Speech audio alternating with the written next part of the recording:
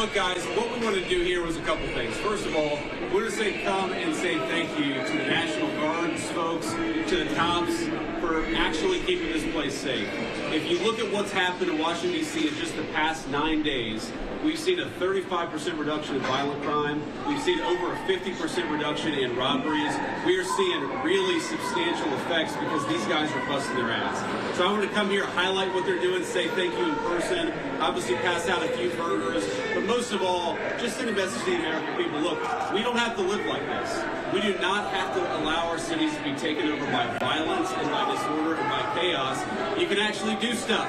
You can actually bring law and order to communities. You've just got to have the political willpower to do it.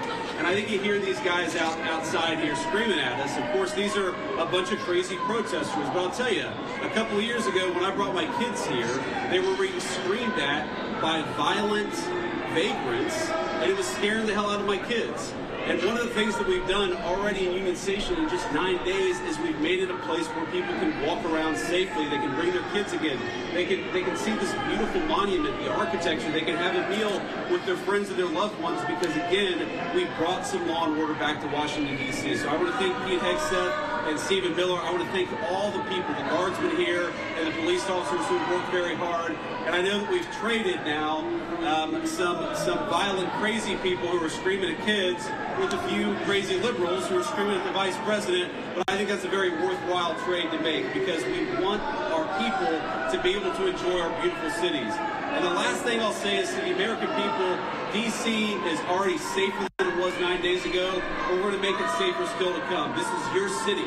You should feel free to come and visit here, have a meal, see all these incredible monuments, and actually enjoy yourself. And that's what we're trying to make happen. And I think that if we set a standard in Washington, D.C., that political willpower can bring some common sense, law and order back to these communities, then maybe some other communities and other cities will follow suit. So it's kind of crazy. You hear these guys outside.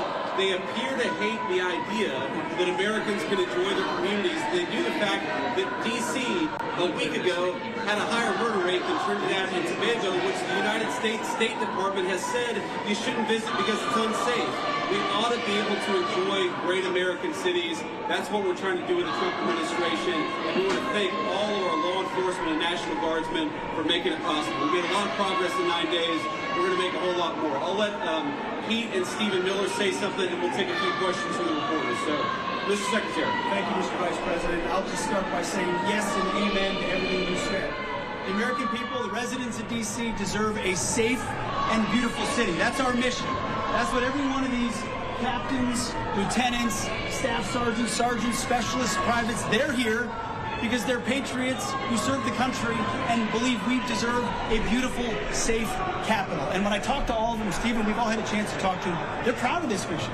They're proud to be a part of making sure law and order is established here in the Capitol.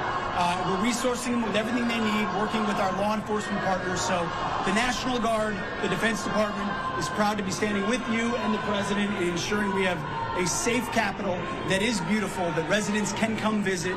We're committed to this mission, just like the one at the southern border and in Los Angeles. Our law enforcement officers deserve to be able to do their job safely, and American citizens, putting American citizens and our country first is something President Trump has emphasized from the beginning. So thank you to these troops.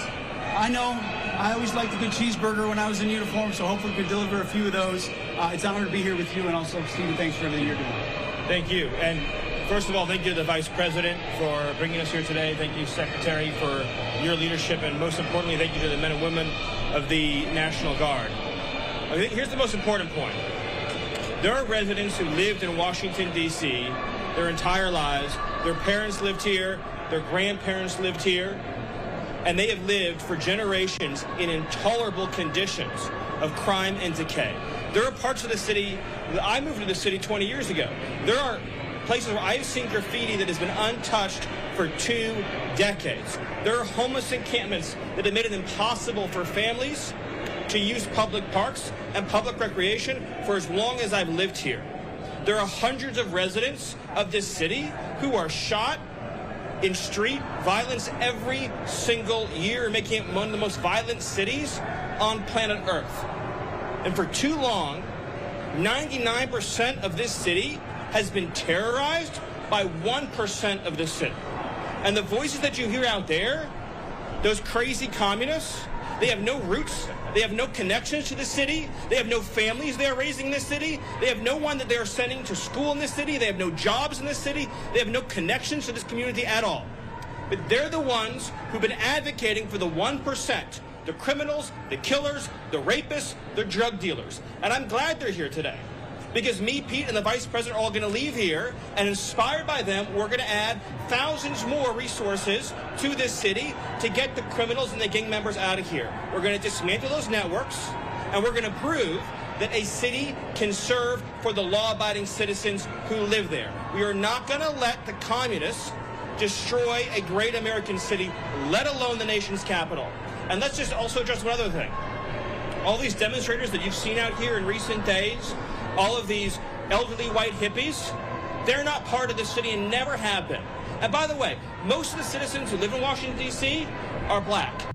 This is not a city that has had any safety for its black citizens for generations. And President Trump is the one who is fixing that with the support of the Metropolitan Police Department, the support of the National Guard, and our federal law enforcement officers. Right. So we're going to ignore these stupid white hippies that all need to go home and take a nap because they're all over 90 years old, and we're going to get back to the business of protecting the American people and the citizens of Washington, D.C. Thank you, Stephen. A few questions. Mr. Vice President, why are troops stationed here at Union Station on the National Mall instead of areas in D.C. where crime is statistically highest? Well, if you've ever been to Union Station in the last few years with your family, you know that crime is actually extremely high right here in Union Station. You have vagrants, you have drug addicts, you have the chronically homeless, you have the mentally ill who harass, who threaten violence, who attack families, and they've done it for far too long. This should be a monument to American greatness. This should be a place where you can come and share a meal or go shopping with your family. It should not be a place where parents of small children are afraid to bring them because, to Stephen's point, we've empowered criminals over the people who actually need public safety in the city. So I think Union Station is a great example of what's possible when you actually have the political willpower to bring law and order and common decency back to the public spaces of the United States of America. So many Americans live in cities. They occupy these spaces. They know how unsafe they are, and they would love to be able to just live their life in places like Union Station without violent criminals making it impossible. We have changed so much in 9 days, and I thought it important to highlight how great of a space this could be, how easy it could be to actually enjoy something like Union Station if you just had politicians who stopped prioritizing violent criminals over the public citizens who deserve public safety in their own communities. And to add to that real quick, we talked to a first responder before we came up here, said this is their #1 call location is Union Station for first responders. So it's not as if this is insignificant. In many ways, this is part of the epicenter. And we go to that and return it to the safe location that it should be. It also frees up resources around the city. And you've seen a majority of the arrests happening in a lot of those places that need help. That's right. Past 30 days. We've said past 30 days that you should have Well, look, we'll ultimately let the President of the United States determine where we are after 30 days of this emergency order. I think that we're going to make a lot of progress over the next 20 days. I think that we're 9 days into this thing. But if the President of the United States thinks that he has to extend this order to ensure that people have access to public safety, then that's exactly what he'll do. If he thinks he doesn't have to do that, obviously he'll make that determination. But what we're going to do is try to empower these guys to do as good of a job as possible to bring public safety and order back to Washington, D.C. This is the national, cultural, and political capital of the world's greatest nation. And you talk to people, black, brown, white, so many of them are afraid to bring their kids into its public spaces. It's a shame. It's a blight. It actually should make every American ashamed that the world's leading superpower, our national capital, was unsafe for families to walk around at night. That is a disgrace. We don't think that it's acceptable, and thank God we have the presidential leadership to change it, and that's exactly what we're trying to do. Well, I think the crime statistics all over our country were massively underreported because a lot of people would pick up the phone, they'd call somebody, they'd try to get help, and nobody would show up. If you look at wait times, at 911 response times all across our country, but certainly in Washington, D.C., they were way too long. And that wasn't because of the D.C. police. That was because there was too much crime and too few law enforcement agents on the street to bring order and decency to this city. You talk to these guys. I talked to 3 police officers earlier. I've talked to the National Guard. They are so happy that they've been empowered to do their job, which is to make American streets safe for American citizens. And I think that empowerment is going to keep on going until we make America, and D.C. in particular, a safe place again. I'm sorry? Are you going to be releasing evidence of this? Of what? That D.C. has a terrible crime problem? You just got to look around. Obviously, D.C. has a terrible crime problem. The Department of Justice statistics back it up. The FBI statistics back it up. Just talk to a resident of this city, this beautiful, great American city. Don't they deserve... we talk about human rights. We hear these people outside screaming, free D.C. Let's free D.C. from lawlessness. Let's free Washington, D.C. from one of the highest murder rates in the entire world. Let's free Washington, D.C. so that young families can walk around and feel safe and secure. That's what we're trying to free D.C. from. And as Stephen said, it's kind of bizarre that we have a bunch of old, primarily white people who are out there protesting the policies that keep people safe when they've never felt danger in their entire lives.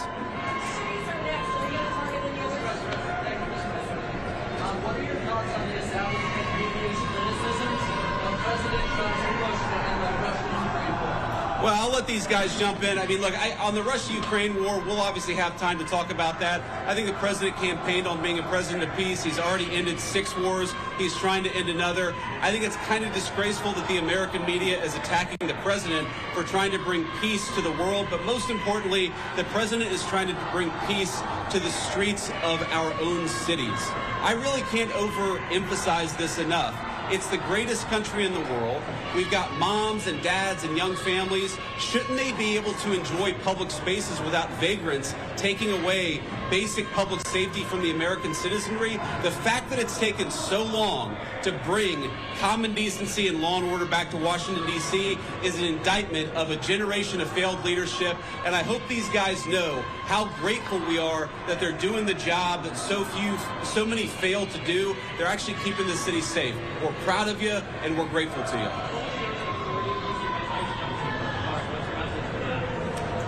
I'm sorry?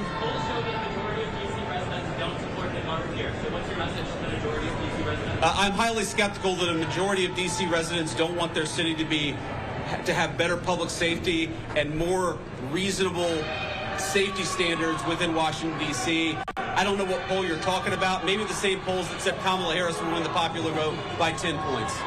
Okay, we're going to stop there. We're going to grab a quick bite with some of the soldiers here and the National Guardsmen who are keeping the city safe again. I just want to say we're grateful to these guys. You guys are making D.C. safe again. We're proud of you, and we're grateful to you. Thank you.